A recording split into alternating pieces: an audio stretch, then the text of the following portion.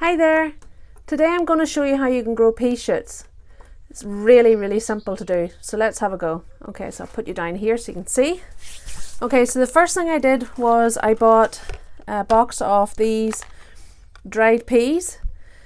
This is a 250 gram box and it's a bachelor's, although there's different brands out there I suppose you could try, but this is the one I've used and I've had great success in the past. And I think it was something maybe 50p, something really easy to get. So this is what they look like dried. You can see that. And then what you do is you will soak them in water for 6 to 8 hours. I left these ones overnight. And then you drain the water off them and you can see the difference there in the size on them. They've doubled nearly in size. So this is the ones you're going to use. You're going to the ones that you've soaked. So you'll drain the water off them and give them a wee rinse. And then what you're going to plant them out in is anything you have around the house, basically, any containers. This fruit punnet has a lid already on it, and that's really handy. It has holes already in it, which act as your drainage holes, so it's perfect. This one was for portobello mushrooms. It's a great size, this one here, for windowsills as well. For any little seedlings at all, it's great. Now, one of the things I find that when I'm trying to put holes into some of these plastic containers, they tend to rip and tear.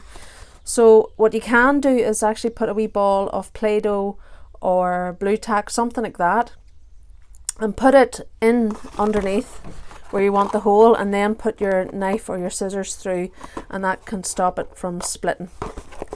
So you can use that, or I have here another one is milk or juice container, something like that. Again, make a few slits or holes in the bottom of it for drainage, but something like this will just do fit lovely onto the windowsill. So you're just going to fill your container with multi-purpose compost, peat free. And the one thing about these little pea shoots, they don't need a lot of compost. They don't need very deep pots or anything like that. So these wee containers are perfect. So we'll do a couple of these just to show. So fill them with the compost, not right to the top. You want to leave a gap at the top because you're going to have to cover the peas with more compost. So always give it a little shake every so often, and what that does is level out the compost for you. And we'll just put a few bit more in here, like so. Okay, so you can see that.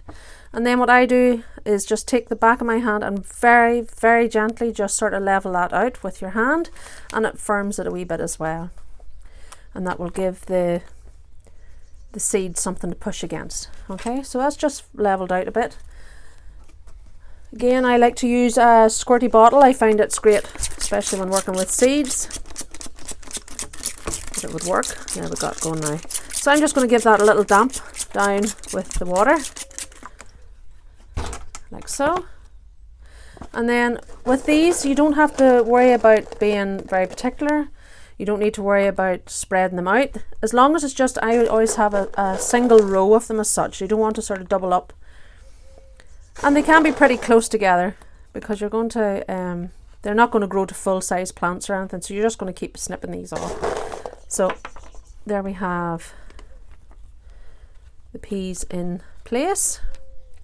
You can press them down gently just a wee bit, make sure they're all level. So you can see how tightly packed that actually is.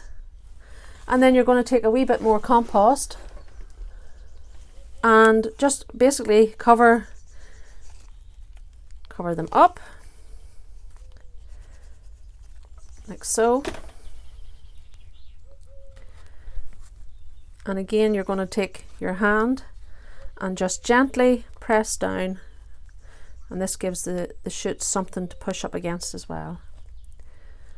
And that's just gently firmed in, and you don't really want it to be right up to the very top of your container, the compost, because whenever you water it, what happens is the water just sprays the compost out of your container.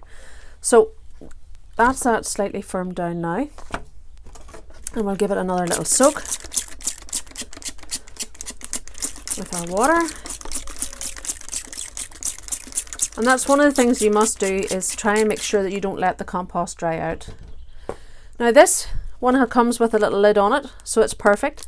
So when you've spread it with the water, you can actually put the lid down on that, and that'll act like a little greenhouse. It'll help with the germination, keep it nice and moist and warm. But you need to take that lid off every day, every couple of days, and make sure that you keep your compost damp. As soon as the seedlings will come up, which could be between 7 and 10 days, it's actually that quick. What you can do is take the lid off, or if you don't have a lid on your container, you can use cling film or some sort of plastic. Like this was used for cable ties or something, like my husband had it. And what you could do is actually put your container inside it. You don't want the plastic to sort of sit flush with your compost. You want to let a wee bit of air get in. So you could do something like that, which is also a great idea. And as soon as the seedlings appear, you remove it. You don't need it anymore, so you must remove it as soon as the seedlings appear. Probably once the seedlings appear, you would say between 2 and 3 weeks after they appear, they'll be ready to cut, and you'll cut them with a pair of scissors or secateurs. You want them to be about 15 centimeters, so you'd want them to be about, you know, half the length of a school ruler before you take the scissors and cut them. And when you do cut them, you don't pull them out, you don't do anything with the roots, leave them in, and what you'll get is you'll get maybe another 1 or 2 cuts again. So cut them about 3-4 centimeters above compost level, and that's what, 1-2 inches, 1 inch, 2 inches, say 1.5 inches, and you'll get again, I say, 1 or 2 cuts again from it. Whenever they start getting old, you'll find that they start losing that sweet taste. They start getting bitter and a bit tough.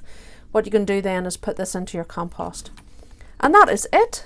That is how easy and simple that little experiment is. So I hope you do give it a go, and keep in touch and let me know how it goes for you. Bye.